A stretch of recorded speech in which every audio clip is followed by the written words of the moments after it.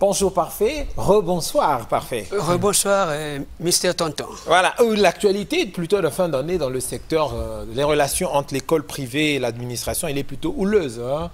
D'abord, on a la question des examens d'État, avec tout ce qu'on a entendu, convocation à la CID, échange avec le directeur départemental. Là, maintenant, c'est Pointe-Noire et la CONAPEPCO qui sont en train de parler, sans oublier la réunion tenue par le ministre du Budget du Portefeuille public, où il a tapé le poing sous la table pour dire que les écoles privées, on vous a trop favorisé, maintenant c'est fini.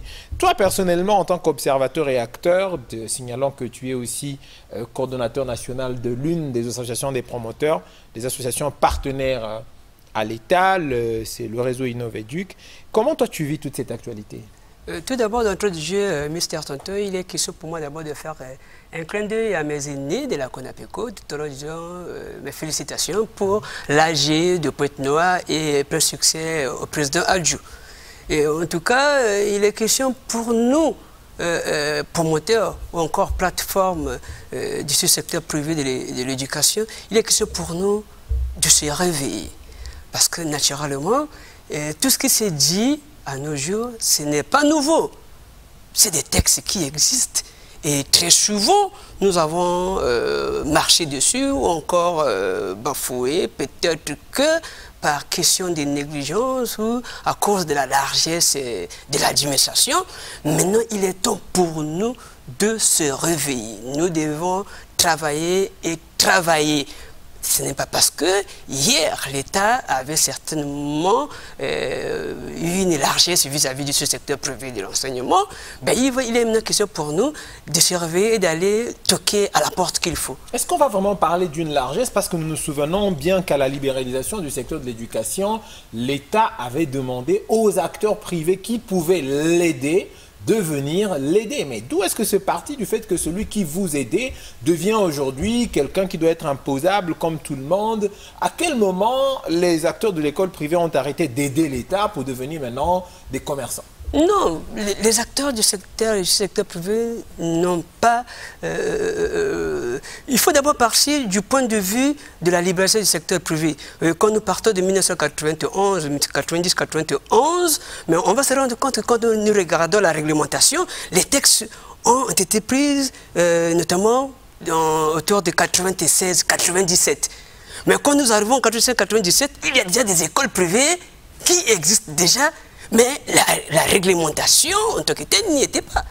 À ce moment-là, et quand nous regardons des questions sur les impôts, et on va se rendre compte que du décret 87-221, il est noté noir sur blanc que les établissements privés d'enseignement ne peuvent être assujettis à la fiscalité du régime commercial. Mais on comprend que nous devons payer les impôts, mais pas au régime des commerçants. Mais c'est là où il y a le problème. Et que depuis là, les écoles privées n'ont jamais compris sur quel régime faut-il s'acquitter des impôts. C'est là où il y a le souci. Mais il est aussi question pour nous de capitaliser les préconisations des États généraux. Parce que les États généraux de l'éducation nationale, de la formation et de la recherche ont fini par statuer du fait que il y a un souci sur la question de la fiscalité, parce qu'il est demandé dans les préconisations d'élaborer des textes appropriés pour des questions de la fiscalité, aussi de la sécurité sociale. Mais entre-temps, il y a ces préconisations, après il y a la loi des finances 2024-2025 qui arrive là où, en tout cas, avant, en 2023, on ne citait même pas l'école privée parmi les personnes, les contribuables imposables. Mais là, ça apparaît noir sur blanc. Et sur la base de la loi de finances, tout le monde dit il faut qu'on impose. Maintenant, qu'est-ce qui doit être fait normalement? Parce que là, c'est comme si on allait droit dans un mur. Oui, effectivement, la loi de finances... Là, c'est par rapport à vous, avec votre regard de représentant d'associations des écoles privées, représentant des promoteurs des écoles privées. Comment est-ce que... Qu'est-ce qui se présente? Oui, la loi de finances, et cela est statué ainsi, mais c'est sur la base, de la réglementation de l'exercice privé. Mais il est plutôt question maintenant pour nous, plateformes du sous-secteur privé, toutes les associations, on devait capitaliser les préconisations afin d'aller vers l'administration fiscale auprès des autorités, afin de leur présenter la question liée aux préconisations, afin que nous discutions sur ça. Parce que les préconisations, c'est à peine en 2024, entre l'intervalle du 9 janvier au 16, et aujourd'hui, même pas encore une année. Ben, la loi des finances, c'est la loi des finances 2023. Si 2024 est voté en 2023. Effectivement. Mais à ce moment-là, il n'y avait pas encore ces questions de préconisation.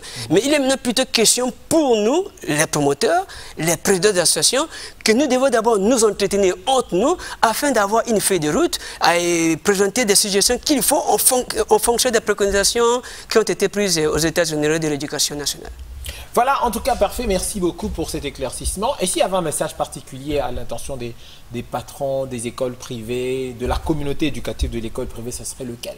Ben, il est question plutôt de revenir sur ce qu'a dit le président de la CONAPECO. Il est temps que nous soyons unis. Unis, encore unis. Et que tous les présidents d'associations et les promoteurs, nous soyons tous unis et que nous nous comportons comme un seul homme. Et ensemble, capitalisons les préconisations des États généraux de l'éducation, notamment sur les directives 14. C'est bien noté, développement des établissements privés d'enseignement. Et là-dessus, il y a des décisions importantes qui ont été prises, que l'État a prises en ce qui nous concerne. Voilà, très chers téléspectateurs, c'était Parfait Ouinda, acteur du secteur de l'éducation, acteur très connu. Et l'occasion pour nous de saluer son meilleur ami Clem Douta qui est en train de nous suivre. Dans cette émission, ça se passe à l'école.